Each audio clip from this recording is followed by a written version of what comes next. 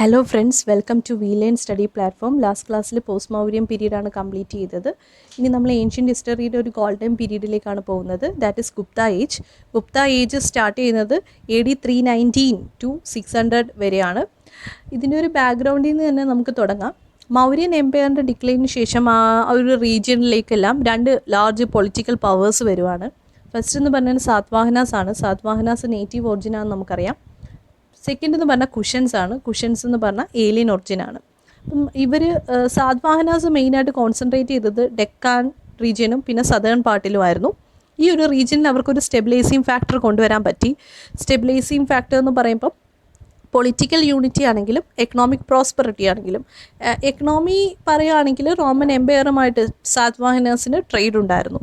കുഷൻസ് ഇതേ same role തന്നെ north റീജിയനിൽ ചെയ്തു. പക്ഷേ ഈ രണ്ട് എംപറേഴ്സും ഒരു 3rd century AD middle portion ആയപ്പോഴേക്കും ഡിക്ലൈൻ ചെയ്തു. അതിനുശേഷം ഡെവലപ്പ് ചെയ്ത് വന്നൊരു എംപററാണ് ഗുപ്താസ് എന്ന് പറയുന്നത്. ഗുപ്താസ് വൈശ്യാസ് ആണ്, വൈശ്യാസ് ഒറിജിനാണ്. അതുപോലെ തന്നെ കുഷൻസ് UP പ്രദേശങ്ങളിൽ അപ്പോയിൻ്റ് ചെയ്ത ഫ്യൂഡൽസും ആയിരുന്നു. അപ്പോൾ ഇവർ എന്ത് ചെയ്തു എന്ന് വെച്ച് കഴിഞ്ഞാൽ ഇവരുടെ ഒരു ടൈം ലാഗ് ഒന്നും ഇല്ലാതെ തന്നെ കുഷൻസൊക്കെ ഡിക്ലൈൻ ആയപ്പോഴേക്കും പെട്ടെന്ന് തന്നെ എന്ത് ചെയ്തു, സക്സീഡ് ചെയ്തു. ഇവരുടെ സക്സീഡ് ചെയ്യാൻ ഹെൽപ്പ് ചെയ്തത് കുഷൻസ് എന്ന് പറഞ്ഞു കഴിഞ്ഞാൽ എക്സലൻറ്റ് ഓഴ്സ്മെൻസ് ആണ്. അവർക്ക് സാഡിൽസിൻ്റെയും റെയിൻസിൻ്റെ യൂസേജ് അറിയാമായിരുന്നു. അപ്പം സാഡിൽസ് എന്ന് പറഞ്ഞു കഴിഞ്ഞാൽ കുതിരപ്പുറത്തിരിക്കാൻ ഉള്ള ആ ഒരു സീറ്റ്, റെയിൻസ് എന്ന് പറഞ്ഞു കഴിഞ്ഞാൽ കുതിരയെ റൈഡ് ചെയ്യാൻ ഉപയോഗിക്കുന്ന ആ ഒരു സ്ട്രാപ്പ്, പിന്നെ ബട്ടൺ കോട്ട്സ്, ട്രൗസേഴ്സ്, ബൂട്ട്സ്, അങ്ങനെ ഒരുപാട് കാര്യങ്ങൾ, ഒരുപാട് കൾച്ചർ ഇവിടെ കൊണ്ടുവന്നിട്ടുണ്ടായിരുന്നു. അതുകൊണ്ട് തന്നെ ഇവരുടെ ഒരു ഹോഴ്സ് റൈഡിങ് സ്കിൽസ് ഗുപ്താസിനെ ഒരുപാട് ഹെൽപ്പ് ചെയ്തിരുന്നു. ഇനി മൗര്യൻസിനെ കമ്പയർ ചെയ്യുകയാണെങ്കിൽ ഗുപ്താസ് അത്ര കിടിലനൊന്നും അല്ലായിരുന്നു. ഞാൻ ടെറിട്ടറി വൈസാണ് പറയുന്നത്. മൗര്യൻസിൻ്റെ അത്രയും ഒരു ലാർജ് എംപറർ അല്ലായിരുന്നു ഗുപ്ത എന്ന് പറയുന്നത്. ഇവരുടെ ഒരു ഒറിജിനൽ കിങ്ഡം കോൺസെൻട്രേറ്റ് ചെയ്യുന്നത് ഉത്തർപ്രദേശിലാണ്. കാരണം ഏറ്റവും കൂടുതൽ ഇൻസ്ക്രിപ്ഷൻസും കോയിൻസും ഈ ഒരു പ്രൊവിൻസിൽ നിന്നാണ് നമുക്ക് കിട്ടിയിട്ടുള്ളത്. അതിനുശേഷം ഏകദേശം 3rd century AD അവസാനമൊക്കെ ആയപ്പോഴാണ് ഉത്തർപ്രദേശിലേക്ക് ഇവരുടെ ഒരു കിങ്ഡം ഡെവലപ്പ് ചെയ്യാൻ തുടങ്ങിയത്. പിന്നീട് ആ ഒരു റീജിയനിൽ നിന്ന്, അതായത് ഇവരുടെ ഒരു സെൻട്രൽ പവർ കോൺസെൻട്രേറ്റ് ചെയ്യുന്നത് പ്രയാഗിലാണ്. അവിടെ നിന്നാണ് മറ്റൊരു റീജിയനിലേക്ക് ഇവർ എക്സ്റ്റെൻഡ് ചെയ്യാൻ തുടങ്ങിയത്. ഇവരുടെ ഒരു എക്സ്റ്റെൻഷന് സഹായിച്ചത് മെറ്റീരിയൽ അഡ്വാൻറ്റേജും കൂടിയായിരുന്നു. കാരണം ഇവർ മധ്യദേശ ആ ഒരു ഫെർട്ടൈൽ ലാൻഡിലായിരുന്നു അവരുടെ ഓപ്പറേഷൻസ് എല്ലാം കോൺസെൻട്രേറ്റ് ചെയ്തത്. മധ്യദേശം എന്ന് പറയുമ്പം UP യും ബീഹാറും കവർ ചെയ്യുന്ന ഒരു റീജിയനാണ്. അതുകൊണ്ട് തന്നെ ബീഹാറിൻ്റെ സദേൺ പാർട്ടിലാണെങ്കിലും മധ്യദേശം എന്ന് പറയുമ്പോൾ സെൻട്രൽ ഇന്ത്യയാണ്. ഈ രണ്ട് റീജിയനിലും അയണോറിൻ്റെ കണ്ടൻറ്റ് വളരെ കൂടുതലായതുകൊണ്ട് തന്നെ ഇവർക്ക് അയണോർ എളുപ്പത്തിൽ തന്നെ എക്സ്പ്ലോയിറ്റ് ചെയ്യാൻ പറ്റി. അതുപോലെ ഇവരുടെ ഒരു പൊസിഷൻ നോക്കുകയാണെങ്കിൽ നോർത്തേൺ ഇന്ത്യയുമായിട്ട് കണക്ഷൻ ഉണ്ട്. അതുകൊണ്ട് നോർത്തേൺ ഇന്ത്യ വഴി സിൽക്ക് ട്രേഡുമായിട്ട് കണക്ട് ചെയ്ത് ഈസ്റ്റേൺ പാർട്ട് ഓഫ് റോമൻ എംപയറുമായിട്ട് ട്രേഡ് ലിങ്ക് നടത്താൻ അവർക്ക് സാധിച്ചിരുന്നു. ഈ ഫാക്ടേഴ്സ് എല്ലാം കൊണ്ട് തന്നെ ഗുപ്താസ് മിഡിൽ ഗാഞ്ചറ്റിക് പ്ലെയിൻ അല്ലെങ്കിൽ ബേസിൻ, അതിനെ അനുഗംഗ എന്ന് വിളിക്കുക, ആ ഒരു റീജിയനിൽ അവരുടെ പവർ പെട്ടെന്ന് തന്നെ ഫിക്സ് ചെയ്യാൻ പറ്റി. അതുപോലെ നേരത്തെ പറഞ്ഞു അവരുടെ പവർ കോൺസെൻട്രേറ്റ് ചെയ്യുന്ന പ്രയാഗിലാണ്, മോഡേൺ അലഹാബാദ് എന്ന് പറയും. അതുപോലെ സാക്കേറ്റ് എന്ന് പറഞ്ഞു കഴിഞ്ഞാൽ ഈ അയോധ്യയുടെ ഏൻഷ്യൻ നെയിമാണ്. അതുപോലെ മഗധ, ഈ റീജിയനിൽ പെട്ടെന്ന് തന്നെ ഗുപ്ത പവർ എസ്റ്റാബ്ലിഷ് ചെയ്തു. പിന്നീട് ടൈം കഴിയുന്തോറും എന്ത് ചെയ്തു, അവരുടെ എംപറർ വീണ്ടും എക്സ്റ്റെൻഡ് ചെയ്യാൻ തുടങ്ങി. നമുക്കറിയാം നോർത്തേൺ ഇന്ത്യയിൽ കുഷൻസ് ആണ് ഉണ്ടായിരുന്നത്. അപ്പം AD 230 ഒക്കെ ആയപ്പോഴേക്കും കുഷൻസ് ഡിക്ലൈൻ ചെയ്തു. പക്ഷേ കുഷൻസിൻ്റെ ബ്ലഡ് റിലേഷനിലുള്ള അല്ലെങ്കിൽ കുഷൻസിൻ്റെ കിൻസ്മെൻ ആയിട്ടുള്ള മറ്റൊരു ഡൈനാസ്റ്റി അവിടെ സെൻട്രൽ ഇന്ത്യയിലുണ്ടായിരുന്നു. സെൻട്രൽ ഇന്ത്യയുടെ ഒരു നല്ലൊരു ഭാഗവും അവരുടെ അണ്ടറിലായിരുന്നു. അവരെ മുരുന്തസ് ഡൈനാസ്റ്റി എന്ന് വിളിക്കാം. അതൊരു ഫോറിൻ ട്രൈബാണ്. ഏകദേശം AD 250 ആയപ്പോഴേക്കും ഈ മുരുന്തസ് ഡൈനാസ്റ്റി ഡിക്ലൈൻ ചെയ്തു. അതിനുശേഷം ഒരു 25 വർഷങ്ങൾക്ക് ശേഷം, അതായത് AD 270 ആയപ്പോഴേക്കും ഈ ഒരു റീജിയനിൽ ഗുപ്താസ് എസ്റ്റാബ്ലിഷ് ചെയ്യാൻ തുടങ്ങി. അപ്പം ഈ ഒരു ഗുപ്താസിൻ്റെ ആ ഒരു ജോഗ്രഫി പൊസിഷനാണ് ഇപ്പം പറഞ്ഞത്. ഈ ഒരു ഗുപ്താസിൻ്റെ ജീനിയോളജി നോക്കുകയാണെങ്കിൽ ഫസ്റ്റ് ഇമ്പോർട്ടൻറ്റ് കിങ് എന്ന് പറയുന്നത് ചന്ദ്രഗുപ്ത ഫസ്റ്റ് ആണ്. അദ്ദേഹം പ്രിൻസസ് ഓഫ് നേപ്പാളായ ലിച്ഛവിയെ മാരി ചെയ്യുന്നു. അദ്ദേഹത്തിൻ്റെ പൊസിഷൻ കുറച്ചും കൂടി സ്ട്രെങ്തൻ ആവുന്നു. കാരണം ഗുപ്താസ് എന്ന് പറഞ്ഞു കഴിഞ്ഞാൽ വൈശ്യാസ് ആണ്.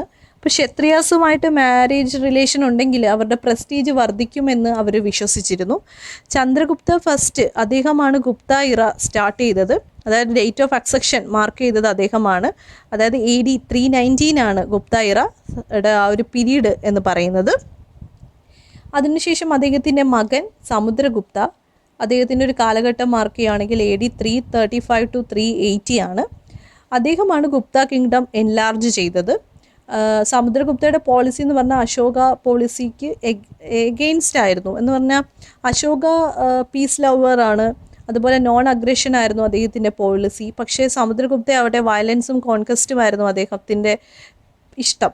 അപ്പോൾ എന്ത് ചെയ്തു എന്ന് വെച്ചാൽ നമുക്കിതെങ്ങനെ മനസ്സിലായെന്ന് വെച്ചാൽ ഇപ്പോൾ സമുദ്രഗുപ്തയുടെ കോർട്ട് പോയറ്റ് ആയിരുന്നു ഹരിസേനയുടെ ഇൻസ്ക്രിപ്ഷൻസ് ഒക്കെ നോക്കുവാണെങ്കിൽ സമുദ്രഗുപ്തയുടെ മിലിറ്ററി എക്സ്പ്ലോയിറ്റേഷൻ ആണെങ്കിലും ഓപ്പറേഷൻസ് ആണെങ്കിലും വളരെ ഇലാബറേറ്റ് ചെയ്ത് എഴുതിയിട്ടുണ്ടായിരുന്നു.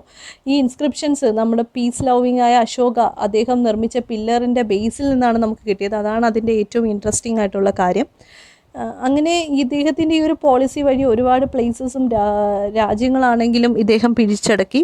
ഒരു റീജിയൻ അദ്ദേഹം പിടിച്ചെടുക്കുമ്പം അവിടുത്തെ രാജാക്കന്മാരെയും എല്ലാവരെയും അവിടുത്തെ ജനങ്ങളെയും അദ്ദേഹത്തിൻ്റെ അണ്ടറിലാക്കുകയാണ് ചെയ്യുന്നത്. അപ്പോൾ ഇദ്ദേഹത്തിൻ്റെ ഈ ഒരു കോൺകറിങ് നേച്ചർ നമുക്ക് 5 ഗ്രൂപ്പായിട്ട് ഡിവൈഡ് ചെയ്യാം. ഫസ്റ്റ് അദ്ദേഹം പിടിച്ചെടുക്കുന്നത് ഗംഗ യമുന ആ ഒരു സംഗമം വരുന്ന ഡൊയാബിലാണ്. അവിടുത്തെ പ്രിൻസസിനെയും അവിടുത്തെ ടെറിട്ടറിയും അദ്ദേഹം ആദ്യം കീഴടക്കി. അതിനുശേഷം ഈസ്റ്റേൺ ഹിമാലയൻ സ്റ്റേറ്റിലേക്ക് പോയി അവിടുത്തെ റൂളേഴ്സിനെയും അവിടുത്തെ ആ ഒരു ഈസ്റ്റേൺ ഹിമാലയൻ സ്റ്റേറ്റുമായിട്ട് നെയ്ബറിംഗ് ആയിട്ട് വരുന്ന ഫ്രോണ്ടിയർ സ്റ്റേറ്റ്സും അദ്ദേഹം പിടിച്ചടക്കി.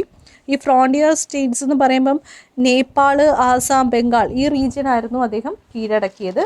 അതിനുശേഷം റിപ്പബ്ലിക്സ് ഓഫ് പഞ്ചാബിലേക്ക് എത്തി. ഈ റിപ്പബ്ലിക്സ് ഓഫ് പഞ്ചാബ് എന്ന് പറയുന്നത് മൗര്യൻ ടൈമിൽ ഇവർ ഒരുപാട് ഷൈൻ ചെയ്തിരുന്നു. ഈ മൗര്യൻ ടൈമിൽ ഈ ഒരു റീജിയനിൽ ഒരുപാട് കുഞ്ഞു കുഞ്ഞു കിങ്ഡംസ് ഉണ്ടായിരുന്നു. ഇപ്പം ഈ ഒരു റിപ്പബ്ലിക്സ് പഞ്ചാബ് എന്ന് പറയുമ്പം അദവിക രജ്യസ് എന്ന് പറഞ്ഞു കഴിഞ്ഞാൽ ഒരു ഫോറസ്റ്റ് കിങ്ഡമാണ്. വിന്ധ്യ റീജിയനിൽ കോൺസെൻട്രേറ്റ് ചെയ്യുന്നൊരു ഫോറസ്റ്റ് കിങ്ഡമാണ്, അതും ഉൾപ്പെടും. അപ്പോൾ ഈ റീജിയൻസ് എല്ലാം എന്ത് ചെയ്തു, സമുദ്രഗുപ്ത കീഴടക്കി. അതിനുശേഷം പിന്നീട് ഈസ്റ്റേൺ ഡെക്കാനും സദേൺ ഇന്ത്യയിലേക്കും പോയി അവിടുത്തെ 12 റൂളേഴ്സിനെയും അദ്ദേഹത്തിൻ്റെ അണ്ടറിലാക്കി.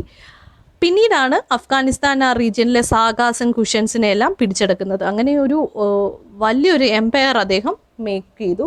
ഈ ഒരു അദ്ദേഹത്തിൻ്റെ ഈ ഒരു പിടിച്ചടക്കൽ ഇന്ത്യക്ക് ഉള്ളിൽ മാത്രമായിരുന്നില്ല, ഇന്ത്യക്ക് പുറത്തും ഇൻഫ്ലുവൻസ് ആവാൻ തുടങ്ങി. ചൈനീസ് സോഴ്സൊക്കെ എടുക്കുകയാണെങ്കിൽ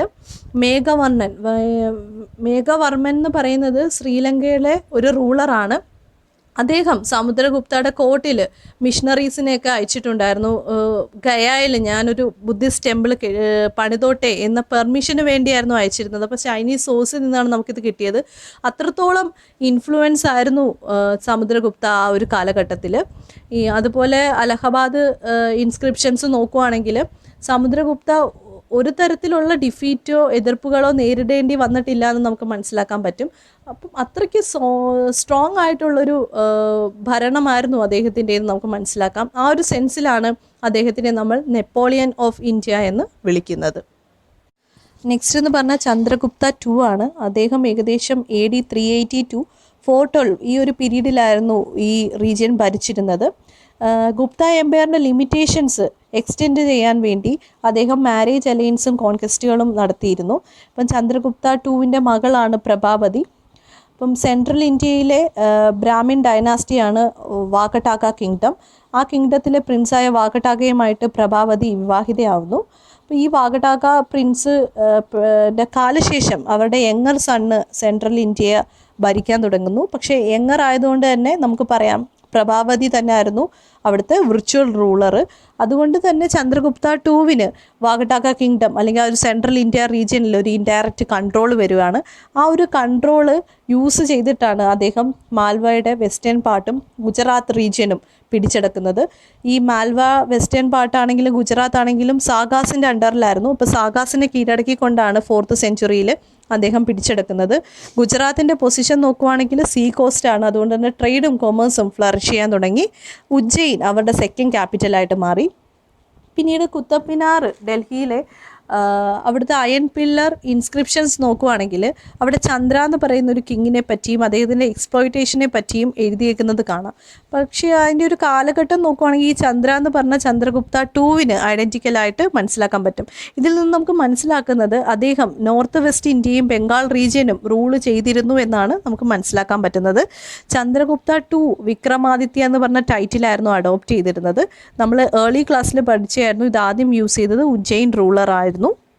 ഇനി ഇവിടെ അദ്ദേഹത്തിൻ്റെ ചന്ദ്രഗുപ്ത ടു അദ്ദേഹമാണ് നോർത്ത് വെസ്റ്റേൺ ഇന്ത്യയും ബംഗാൾ റീജിയനുമൊക്കെ നല്ല രീതിയിൽ പിടിച്ചെടുക്കി ഗുപ്ത എംപയറിനെ കുറച്ചും കൂടി എൻലാർജ് ചെയ്തത്.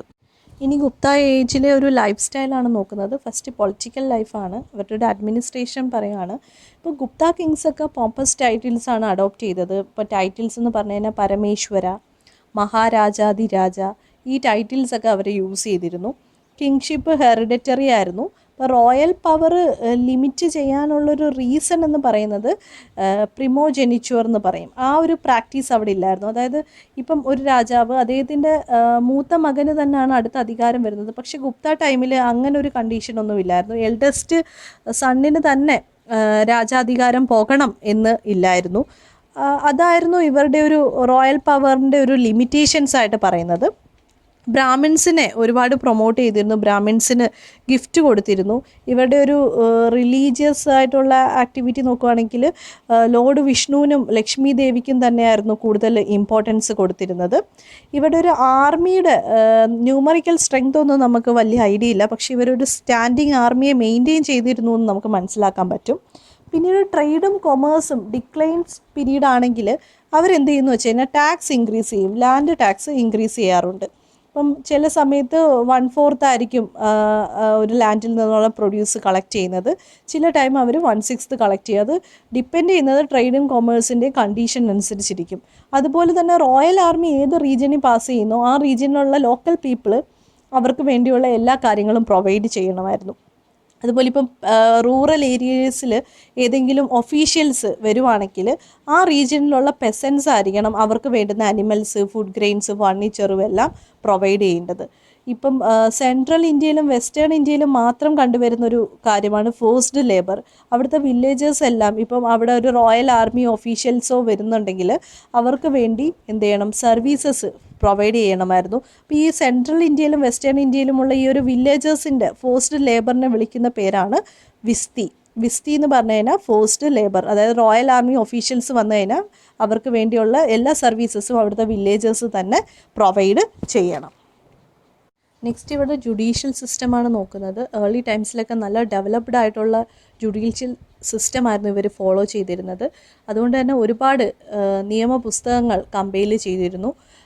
ആദ്യമായിട്ടാണ് സിവിൽ ലോയും ക്രിമിനൽ ലോയും ഡിഫൈൻ ചെയ്യുന്നത്. ഫസ്റ്റ് എംപററാണ് ഇത് രണ്ടും തരം തിരിച്ച് പറയുന്നത്. അതായത് ഇപ്പം പ്രോപ്പർട്ടി ഡിസ്പ്യൂട്ട് ഉണ്ടെങ്കിൽ അത് സിവിൽ ലോയുടെ അണ്ടറിൽ വരും, തെഫ്റ്റ്, അഡൾട്ടറി ഇങ്ങനത്തുള്ള കേസുകളൊക്കെ ക്രിമിനൽ ലോയുടെ അണ്ടറിൽ വരുമെന്ന് ഫസ്റ്റ് ഡിഫൈൻ ചെയ്യുന്നൊരു ഒരു എംപറേഴ്സാണ് ഗുപ്താസ് എന്ന് പറയുന്നത്. അതുപോലെ ഇൻഹെറിറ്റൻസിന് വേണ്ടി സെപ്പറേറ്റ് ലോ തന്നെ ഉണ്ടായിരുന്നു.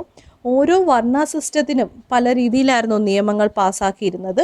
ഈ നിയമങ്ങളെല്ലാം അപ്ഹോൾഡ് ചെയ്യുക എന്നുള്ളത് രാജാവിൻ്റെ ഡ്യൂട്ടി ആയിരുന്നു. മോസ്റ്റ് ഇമ്പോർട്ടൻ്റ് ആയിട്ടൊരു കാര്യം എന്ന് പറഞ്ഞാൽ ഗിൽഡ് സിസ്റ്റമാണ്. ആർട്ടിസൻസിനും മെർച്ചൻസിനും എല്ലാവർക്കും തന്നെ അസോസിയേഷൻസ് ഉണ്ടായിരുന്നു. ഓരോ അസോസിയേഷനും അവരുടേതായിട്ടുള്ള സ്വന്തമായിട്ടുള്ള നിയമങ്ങളുണ്ടായിരുന്നു. നമുക്ക് വൈശാലിയിൽ നിന്ന് സീൽസ് കിട്ടിയിട്ടുണ്ടായിരുന്നു. ഈ സീൽസിൽ നിന്ന് മനസ്സിലാക്കാം ഈ അസോസിയേഷൻ അല്ലെങ്കിൽ ഗിൽഡ്സ് വളരെയധികം ഇമ്പോർട്ടൻസ് ഉള്ളൊരു കാലഘട്ടമായിരുന്നു എന്ന് നമുക്ക് മനസ്സിലാക്കാൻ പറ്റും. ഇനി ബ്യൂറോക്രസി നോക്കുവാണെങ്കിൽ മൗര്യൻസിൻ്റെ അത്രയും ഇലാബറേറ്റ് ഒന്നും അല്ലായിരുന്നു ഇവരുടെ ബ്യൂറോക്രസി എന്ന് പറയുന്നത്. ഏറ്റവും ഇമ്പോർട്ടൻ്റ് ആയിട്ടുള്ള ഓഫീസർ ആരാന്ന് ചോദിച്ചു കഴിഞ്ഞാൽ ഹോം പ്രൊവിൻസസിൽ കിങ്സ് അപ്പോയിൻറ്റ് ചെയ്യുന്ന ഓഫീസേഴ്സ് ആയിരുന്നു. അവരെ നമ്മൾ വിളിക്കുന്ന പേരാണ് കുമരമത്യസ് എന്ന് പറയും. കുമരമത്യസിന് സാലറി ക്യാഷായിട്ട് തന്നെ ആയിരുന്നു ഗുപ്താസ് കൊടുത്തിരുന്നത്. നമുക്കറിയാം ഗുപ്താസ് വൈശ്യേഴ്സ് ആയതുകൊണ്ട് തന്നെ അപ്പോയിൻമെൻറ്റ്സ് ഓഫീസിലാണെങ്കിലും അഡ്മിനിസ്ട്രേഷനിലായിട്ട് നിയമിക്കുന്ന ആൾക്കാരൊക്കെ അപ്പർ കാസ്റ്റ് മാത്രമായിരുന്നില്ല. ഇവർ വൈശ്യാസ് ആയതുകൊണ്ട് തന്നെ അപ്പർ കാസ്റ്റിൻ്റെ കുത്തകയായിരുന്നില്ല ഈ അഡ്മിനിസ്ട്രേഷൻ എന്ന് പറയുന്നത്. അതുപോലെ പക്ഷേ ചില പോസ്റ്റുകളൊക്കെ ഹെറിഡിറ്ററി ആയിരുന്നു. ഇത് റോയൽ കൺട്രോളിനെ വീക്കൻ ചെയ്തിരുന്നു എന്ന് നമുക്ക് പറയാൻ പറ്റും. ഇനി പ്രൊവിൻഷണൽ ആൻഡ് ലോക്കൽ അഡ്മിനിസ്ട്രേഷൻ നോക്കുവാണെങ്കിൽ എംപയറിനെ ഡിവിഷൻസ് ആയിട്ട് ഡിവൈഡ് ചെയ്തിട്ടുണ്ടായിരുന്നു. ഈ ഡിവിഷൻസിനെ വിളിക്കുന്ന പേരാണ് ബുക്തീസ് എന്ന് പറയുന്നത്. ഈ ബുക്തീസിൻ്റെ അതോറിറ്റി കിട്ടുന്ന ആ ഒരു വ്യക്തിയെ വിളിക്കുന്ന പേരാണ് ഉപരിക എന്ന് പറയും. അപ്പോൾ ഈ ബുക്തീസിൻ്റെ ചാർജ് ഉപരികയ്ക്കാണ്. അപ്പോൾ ഈ ബുക്തീസിനെ വീണ്ടും ഓരോ ജില്ലകളായിട്ട് തിരിക്കും. ഈ ജില്ലകളെ വിളിക്കുന്ന പേരാണ് വിഷയസ് എന്ന് പറയുന്നത്. വിഷയസിൻ്റെ അതോറിറ്റി കിട്ടുന്ന ആ വ്യക്തിയെ വിളിക്കുന്ന പേരാണ് വിഷയപതി എന്ന് പറയും. ഇനി ഈസ്റ്റേൺ ഇന്ത്യ നോക്കുവാണെങ്കിൽ ഇപ്പം ബാക്കി റീജിയനിലൊക്കെ എന്താണ് ബുക്തീസും വിഷയസും മാത്രമേ ഉള്ളായിരിക്കും. അത്രയും ഡിവിഷൻസേ ഉള്ളൂ. കാരണം കുറച്ച് ടൗൺ ആയിരിക്കും. പക്ഷേ കുറച്ച് ഈസ്റ്റേൺ ഇന്ത്യയിലേക്കൊക്കെ വരുമ്പം എന്താ സംഭവിക്കുന്നതെന്ന് വെച്ച് കഴിഞ്ഞാൽ ഈ വിഷയസ്, അതായത് ഈ ജില്ലകളെ വീണ്ടും എന്ത് ചെയ്യും, ഡിവൈഡ് ചെയ്യും. അതിനെ വിളിക്കുന്ന പേര്, ആ ഡിവിഷനെ വിളിക്കുന്ന പേരാണ് വിധീസ് എന്ന് പറയുന്നത്. ഈ വിധീസിനെ വീണ്ടും ഡിവൈഡ് ചെയ്തിട്ടാണ് വില്ലേജസ് ഉണ്ടാക്കുന്നത്. അപ്പോൾ വില്ലേജസിൽ ഒരു ഹെഡ്മാൻ ഉണ്ടായിരിക്കും. അദ്ദേഹമായിരിക്കും അവിടുത്തെ വില്ലേജിൻ്റെ എല്ലാ അഫയേഴ്സും മാനേജ് ചെയ്യുന്നത്. ഈ വില്ലേജ് അഫയേഴ്സിലായിരിക്കും ആ ഒരു കാലഘട്ടത്തിലെ എല്ലാ ലോക്കൽ എലമെൻറ്റ്സും അസോസിയേറ്റ് ചെയ്യുന്നത്. അപ്പോൾ ആ ഒരു റീജിയനിലുള്ള എല്ലാ ലാൻഡ് ട്രാൻസാക്ഷനും ഈ വില്ലേജ് ഹെഡ്മാൻ്റെ പെർമിഷൻ ഇല്ലാതെ നമുക്ക് ചെയ്യാൻ പറ്റത്തില്ലായിരുന്നു. അപ്പം ആ ഒരു ഓർഡർ പറയുകയാണെങ്കിൽ ഒരു എംപയറിനെ ഡിവൈഡ് ചെയ്യുന്നതിന് ബുക്തീസ് എന്ന് പറയും. ബുക്തീസിനെ വീണ്ടും ഡിവൈഡ് ചെയ്ത് വിഷയസ് ആക്കും. ഈസ്റ്റേൺ ഇന്ത്യ വരുവാണെങ്കിൽ ഈ വിഷയസിനെ വീണ്ടും വിധീസ് ആക്കും. വിധീസിനെ വീണ്ടും ഡിവൈഡ് ചെയ്ത് വില്ലേജസ് ആക്കും. ഇതാണ് ആ ഒരു ലോക്കൽ അഡ്മിനിസ്ട്രേഷൻ്റെ ഓർഡർ എന്ന് പറയുന്നത്. നെക്സ്റ്റ് എന്ന് പറഞ്ഞു കഴിഞ്ഞാൽ അർബൻ അഡ്മിനിസ്ട്രേഷനെ പറ്റിയാണ് പറയുന്നത്. വളരെ ഓർഗനൈസ്ഡ് ആയിട്ടുള്ള പ്രൊഫഷണൽ ബോഡീസ് ചേർന്നിട്ടുള്ളതായിരുന്നു അവിടുത്തെ ഒരു അർബൻ അഡ്മിനിസ്ട്രേഷൻ എന്ന് പറയുന്നത്. വൈശാലി നേടിയിട്ടുള്ള സീൽസ് നോക്കുവാണെങ്കിൽ ആർട്ടിസൻസും മെർച്ചൻസും സ്ക്രൈബ്സും ഇവരെല്ലാം ഒരു കോർപ്പറേറ്റ് ആയിട്ടായിരുന്നു പ്രവർത്തിച്ചിരുന്നത്, ഒറ്റയൊരു ബോഡിയായിട്ട്. കാരണം അതുകൊണ്ട് തന്നെ ടൗണിൻ്റെ എല്ലാ അഫയേഴ്സിൻ്റെയും കാരണക്കാരൻ ഇവർ തന്നെയായിരുന്നു. ഈ ഒരു ഓർഗനൈസേഷനായിരുന്നു. ഇവരുടെ ഒരു കോമൺ ഓർഗനൈസേഷൻ്റെ പേരെന്ന് പറഞ്ഞാൽ ഗിൽസ് എന്ന് പറയും. ബാങ്കേഴ്സിന് സെപ്പറേറ്റ് ഓർഗനൈസേഷൻ തന്നെ ആ ഒരു കാലഘട്ടത്തിലുണ്ടായിരുന്നു. പിന്നെ ഓരോ റീജിയണൽ പ്രോമിനൻ്റ് ആയിട്ടുള്ള ലേബറേഴ്സ് ആരാണോ അവരുടെ ഓർഗനൈസേഷനാണ് ആ റീജിയനിൽ കാണപ്പെടുന്നത്. ഇപ്പോൾ ഉദാഹരണമായിട്ട് പറഞ്ഞാൽ മാൽവ റീജിയനിൽ സിൽക്ക് വീവേഴ്സിൻ്റെ ഗിൽസായിരുന്നു കൂടുതലായിട്ടുണ്ടായിരുന്നത്. ഇൻഡോറിലാണെങ്കിൽ ഓയിൽ പ്രസേഴ്സിൻ്റെത്. ഈ ഗിൽസിൻ്റെ ഒരു പ്രത്യേകത എന്ന് പറഞ്ഞു കഴിഞ്ഞാൽ അവർക്ക് ഒരുപാട് ഇമ്മ്യൂണിറ്റീസ് കിട്ടിയിട്ടുണ്ടായിരുന്നു, എസ്പെഷ്യലി മെർച്ചൻസിന്. അപ്പം ഈ ഗിൽസിന് സെപ്പറേറ്റ് ലോസ് ഉണ്ട്. അതുകൊണ്ട് തന്നെ ഈ നിയമം ആരൊക്കെ വയലേറ്റ് ചെയ്യുന്നോ അവരെ പണിഷ് ചെയ്യാനും ആ അസോസിയേഷന് അധികാരമുണ്ടായിരുന്നു. ഈ ഗിൽ സിസ്റ്റം എംപയറിലെ എല്ലാ റീജിയനിലും ആപ്ലിക്കബിൾ അല്ലായിരുന്നു. നോർത്ത് ബംഗാൾ, ബീഹാർ, UP പിന്നെ കുറച്ച് മധ്യപ്രദേശിലെ കുറച്ച് ഭാഗങ്ങളിൽ മാത്രമായിരുന്നു ഈ ഗിൽ സിസ്റ്റം നമുക്ക് കാണാൻ പറ്റുന്നത്. നെക്സ്റ്റ് ഫ്യൂഡൽ ഡെവലപ്മെൻ്റ് ആണ്. പോസ്റ്റ് മോഡേൺ പീരീഡിലാണ് ഫ്യൂഡലിസം സ്റ്റാർട്ട് ചെയ്തതെന്ന് നമുക്കറിയാം. പക്ഷേ ഈ ഒരു ഫ്യൂഡൽ ഡെവലപ്മെൻറ്റ് ഗുപ്ത ഏജിൽ ഒരു റെഗുലർ അഫെയർ ആയിട്ട് മാറി. ഇപ്പം ഈ ഒരു ഫ്യൂഡൽസ് ഒരുപാട് ട്രിബ്യൂട്ട് രാജാവിന് കൊടുക്കുമായിരുന്നു. അതുപോലെ തന്നെ അവരുമായിട്ട് മാരേജ് അലയൻസും ഗുപ്താസ് സ്റ്റാർട്ട് ചെയ്തു. അതിന് പകരമായിട്ട് ഇവർക്ക് തിരിച്ചു കിട്ടുന്ന ഒരു ചാർട്ടറാണ്.